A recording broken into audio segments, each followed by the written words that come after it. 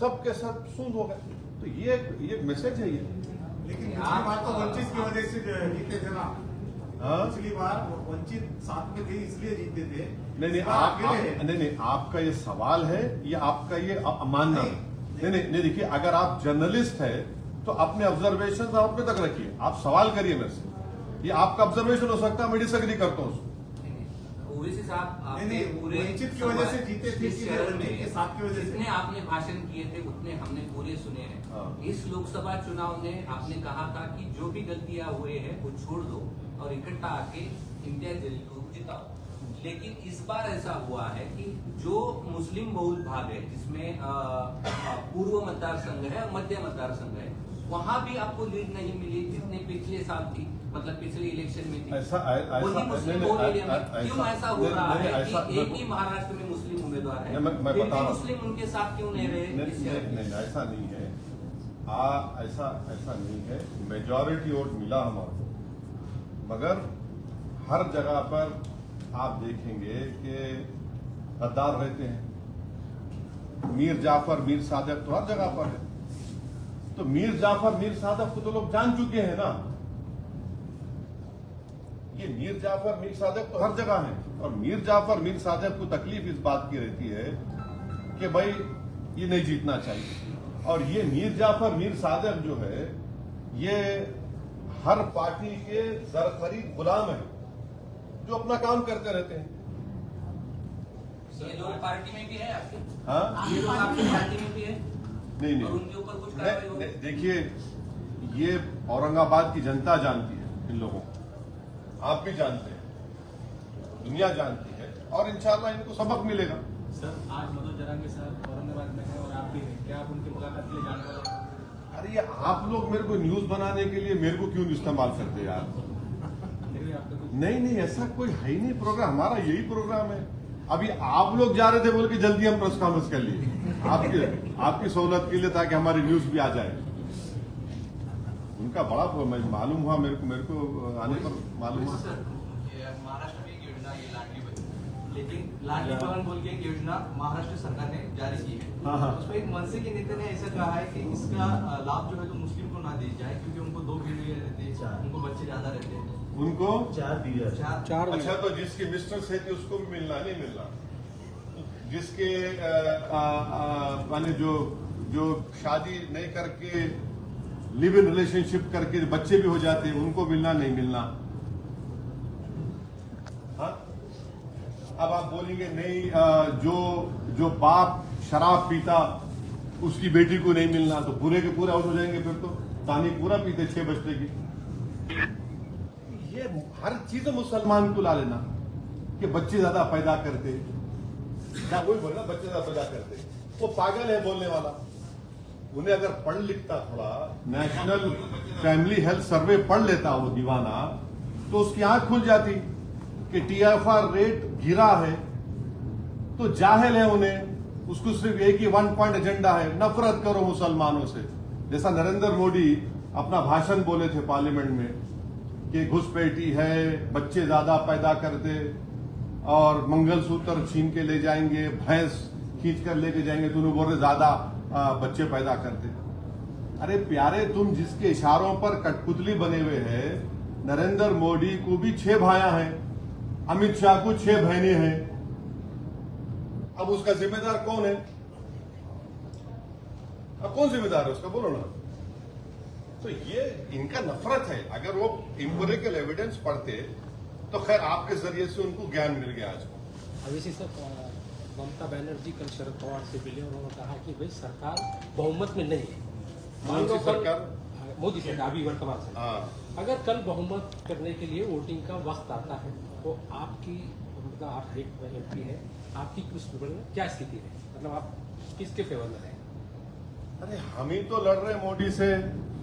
घुसपैठी हमारे को बोल दिए, ममता बनर्जी घुसपैठी बोले। मंगलसूत्र छीन के चोरी का हमको देने का किसका बोले? हमको बोले, मुस्लिम कम्युनिटी को बोले। किसकी भैंस चोरी करके दी जाएंगी, चोरी का हमको बोले। अरे पूरा मुस्लिम कम्युनिटी को टारगेट करके बीजेपी ने जीता ना, जितने सीट जीते। सुनिए सब बुलडोजर चल रहा है किसके घर पे? मुसलमानों घरों पे। 8 मुसलमानों का मॉब लिंचिंग हो गया 4 जून के बाद मुसलमानों से। अरे भाई निशाना तो हम बन रहे हैं ना, तो हम ही तो मुखालिफत कर रहे हैं बीजेपी की, इलेक्शन में भी कर रहे हैं, जान भी हमारी जा रही, घर भी हमारा टूट रहा, बच्चे ही हमारे जेल को जा रहे, तो हम ही तो मुखालिफत कर रहे बीजेपी की। ऑनेस्टली अगर देखा जाए, जो CSDS का डेटा है वो डेटा ये बताता है कि मुसलमान जो वोट बीजेपी को दिए थे 2014, 19 और 24 में, मोरलेस इट वाज द सेम, दूसरी कम्युनिटीज का बड़ा थोड़ा कम हुआ।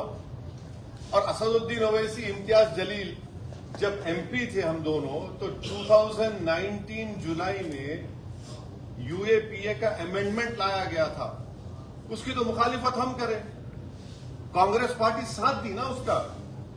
आप लोग क्यों नहीं आप लोग ये पूछते नहीं उन लोगों से? आपको पूछना चाहिए कांग्रेस पार्टी से, NCP से पूछना चाहिए कि आपने UAPA क्यों सपोर्ट किया, जिसकी वजह से स्टैन स्वामी एक 85-year-old बूढ़ा मर गया जेल में, भीमा कोरेगांव के लोग जेल में रहे, बच्चे जेल में आज भी। हम ही तो अपोज कर रहे, पार्लियामेंट में हम लोग हमेशा अपोज करें, और अगर कल ऐसा जरूरत पड़ेगी यकीनन हम बीजेपी के खिलाफ वोट देंगे, मगर हर चीज पे टारगेट तो हम है ना, नुकसान तो हमारा हो रहा। हमारी पार्लियामेंट में हमारी मेंबरशिप रिप्रेजेंटेशन 4% है, अपर कास्ट का OBC का बराबर हो गया, जेलों में सबसे ज्यादा मुसलमान, दलित, आदिवासी है, घर सबसे ज्यादा बुलडोजर से तोड़े जा रहे हमारे मुसलमानों के, लव जिहाद हमारे पे इल्जाम, तो हर चीज का हम पे ही सवाल भी हमसे होता है। मर्रो मैं और मेरे को बोलेंगे तुम उनका साथ देंगे नहीं देंगे, अरे भाई आपकी तो सवाल कम से कम हकायक को देखकर तो करो ना। नहीं हाँ मैं बोल दिया आपका, इंडिया आघाड़ी के साथ में नहीं मेरा आपको सवाल का जवाब दे। अगर ये आप ये नहीं कि पूछते कि भाई इम्तियाज जलील क्यों आ रहा है, आप लोग ये नहीं पूछते इम्तियाज जलील क्यों आ रहा है, ये पूछना चाहिए लोगों को। ये एक MP था मुस्लिम, आप हराए उसको। असेंबली में 288 के 288 सीटें हैं असेंबली के महाराष्ट्र में, आप कितने सीट देंगे? और एक मिनट, महाविकास आघाड़ी के कितने सीट गिराने का आपका टारगेट है? महाविकास आघाड़ी की सीट कितने गिराना है, क्या प्लान है आपका, क्या टारगेट है? पूरे 48 लोकसभा सीट में एक मर्द खड़ा हुआ था जिसका नाम इम्तियाज जलील था, पूरे मिलके उसको हराने पे लग गए। सुनिए एक मिनट ठहरिए, आप गिराने की बात कर रहे हैं, इम्तियाज जलील गिराने में सबका हाथ है, कोई सामने से हमला करा, कोई पीछे से करा, कोई साइड से करा, वो सब महाराष्ट्र की जनता देख चुकी है। वंचित के साथ सुनिए आपका सवाल हो गया, जवाब सुनो बात। हम एक पॉलिटिकल पार्टी है, हम लड़ते हैं, हम जीतने के लिए लड़ते, किसी को हराने के लिए, गिराने के लिए नहीं।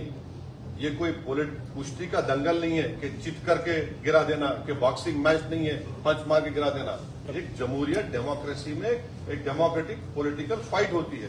प्रकाश आंबेडकर को आपने 100 सीटें मांगी थी, तब आप साथ में थे। नहीं आपको नहीं, आप झूठ बोल रहे हैं, आपको नहीं मांगी, झूठ बोल रहे हैं अलायंस क्यों टूटा? आपको झूठ बोल रहे हैं। देखिए अलायंस क्यों? देखिए आप सवाल करिए, अलायंस क्यों? अपना ऑब्जर्वेशन मत दीजिए, आपका ऑब्जर्वेशन है बाहर लेके जाइए। एज अ जर्नलिस्ट आप सवाल करिए, मैं सुनने तैयार हूँ। अलायंस क्यों टूटा? अलायंस क्यों टूटा, जब मैं किताब लिखूंगा बताऊंगा आपको सर। अच्छा हमारी वजह से नहीं टूटा। सर प्रिकॉशन क्या लेंगे साहब आने वाले चुनाव में? सर आने वाले चुनाव में प्रिकॉशन क्या लेंगे?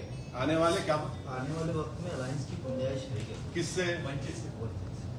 अब कौन अलायंस करना चाह रहा, हमसे कोई बात करेंगे तो हम बात करेंगे, अभी तक तो कोई बात नहीं करे, कोई बात ही नहीं हुई किसी से हमारी। सर मोदी हुकूमत इमरजेंसी हालत है, ऐसा संजय राउत ने कहा है। मोदी हुकूमत इमरजेंसी हालत में है, इस तरह का है मोदी दौरे हुकूमत। इमरजेंसी यकीनन इंदिरा गांधी ने नाफिज किया था। नरेंद्र मोदी सरकार में सबसे ज्यादा UAPA का इस्तेमाल मुसलमानों पर, दलितों पर, आदिवासियों पर हुआ।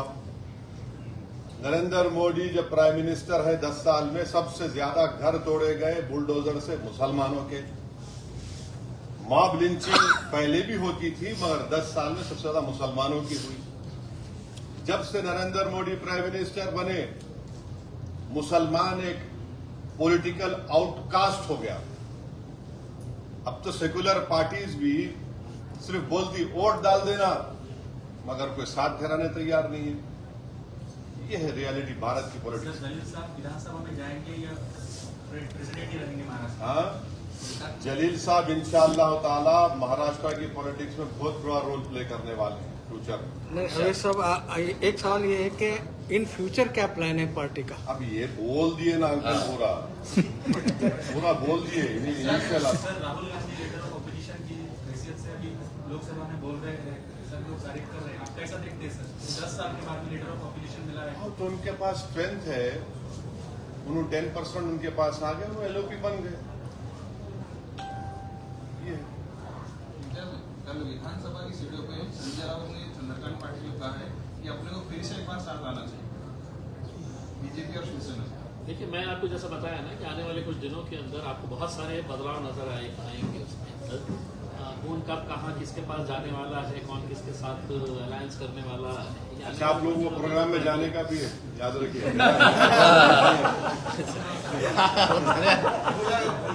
हाँ, खत्म हो गया साहब, याद दिला। परेशान कर दिया उसने। एक आखिरी लोकसभा चुनाव के बाद आप पहली बार प्रेस दे रहे हैं मतलब यहाँ पे, तो ये जो महायुति को जो फटका बैठा है अजित पवार साथ में जाने के लिए, हाँ?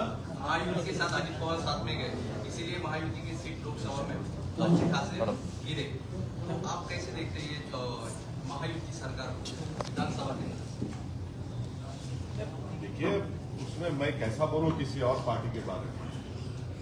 मैं तो मेरा गम बयान कर रहा हूं, मैं तो मेरी तकलीफ आपको बयान कर रहा हूं। मैं तो बयान कर रहा हूं कि किस तरह से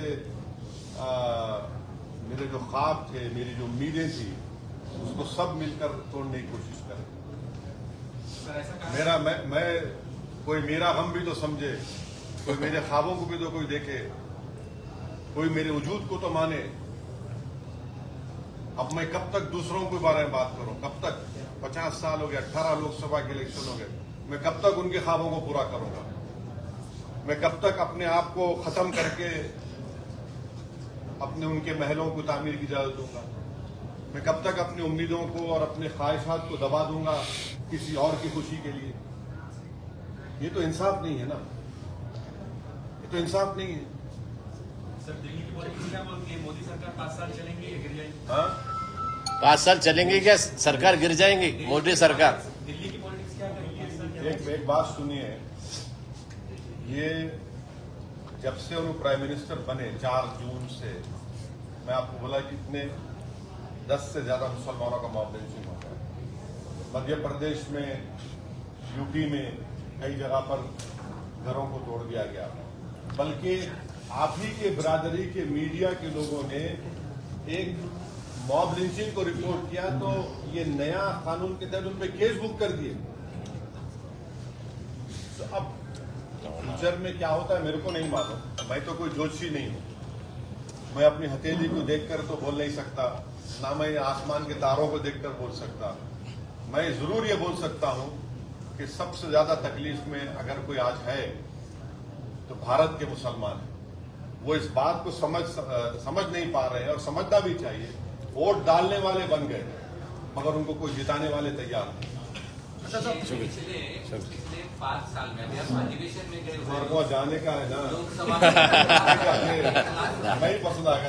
चलो शुक्रिया सर, शुक्रिया। एक लास्ट सवाल, अभी आप अधिवेशन में गए हो, कौन से? अभी लोकसभा के हाँ, अधिवेशन गए ना। पिछले 5 साल आपके साथ कोई तो भी बैठता था, अभी जब आप गए तो वहाँ पे याद आएगा नहीं? मैं यकीनन इम्तियाज जलील मेरे को बहुत याद है। इम्तियाज जलील मैं जब वोट लिया तो मेरा वोट बड़ा फेमस हो गया पूरी दुनिया में। आप लोगों ने, आपका शुक्रिया, बहुत बहुत थैंक यू वेरी मच। मैं सुन इम्तियाज जलील मेरे को पैगाम भी जाए, असद भाई आप वोट लिए और बहुत अच्छा लिए, तो मैं उनको मैसेज करा, यार इम्तियाज तुम्हारी कमी बड़ी महसूस हो रही है। यकीनन मेरे को कमी महसूस हो रही। हम 2 थे भाई, मगर पूरों पे भारी थे हम लोग। मगर ठीक है, अल्लाह का जो फैसला है, मैं अकेला हूं तो लड़ेंगे, कोशिश करेंगे। मैं पहले भी 15 साल अकेले था और अपनी जितनी मेरे से कोशिश हो सकती है इंशाल्लाह मैं कोशिश करूंगा, अपनी बात को रखूंगा। मगर सवाल यह है कि नुकसान किसका हो रहा है, किस कम्युनिटी का नुकसान हो रहा है, किस समाज को आप पॉलिटिकल रिप्रेजेंटेशन उनका रोक रहे हैं। इतना बड़ा प्रदेश है ये, भारत का दूसरा बड़ा प्रदेश है, फाइनेंशियल कैपिटल पूरा देश का इस प्रदेश में है, और वहां से आपका एक मुसलमान एमपी नहीं है। कौन सा सेकुलरिज्म के तुम बाजी बजा रहे हैं? कौन सा मॉरल विक्ट्री ये लोग बोल रहे हैं? इनको तो आईने में अपना चेहरा देखकर बोलना चाहिए moral victory. What moral victory is this? ये मॉरल विक्ट्री नहीं है, this is victory of Hindutva, this is victory of majoritarianism. ये है सच्चाई। बस हो गया बस।